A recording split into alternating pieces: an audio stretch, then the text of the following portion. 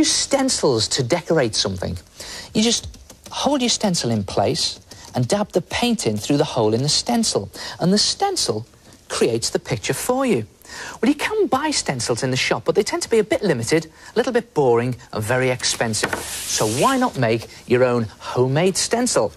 Simply cut out a picture from a magazine, anything that grabs your fancy, but something that's not too complicated or too fiddly, and then just draw around your picture onto a piece of stiff paper or thin card. I'm just going all round, filling in the detail here.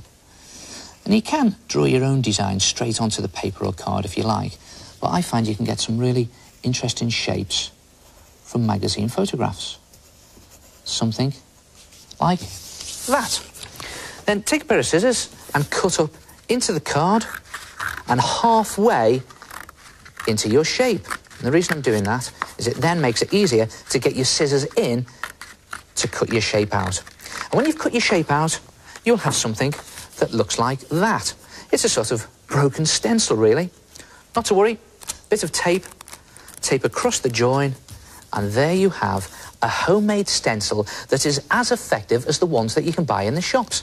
Then decide what it is that you're going to jazz up with your stencil. Well, here's an old file of mine. So if I just hold the stencil into place, you can always tape it into place if you have trouble holding it, and then dab in the paint through the hole in the stencil, just stabbing at the stencil.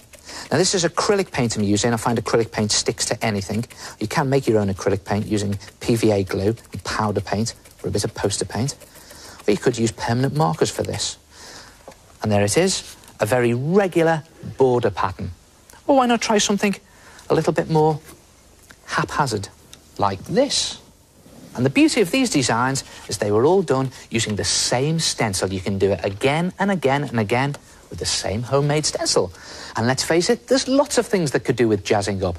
Just put your stencil into place, dab some paint through the hole, and turn an otherwise boring object into something a little bit more exciting. Oh no, I did it wrong. I didn't make the stencil. I just cut out the picture and used that. Oh no, you won't want to see this. Go on then. Hold on.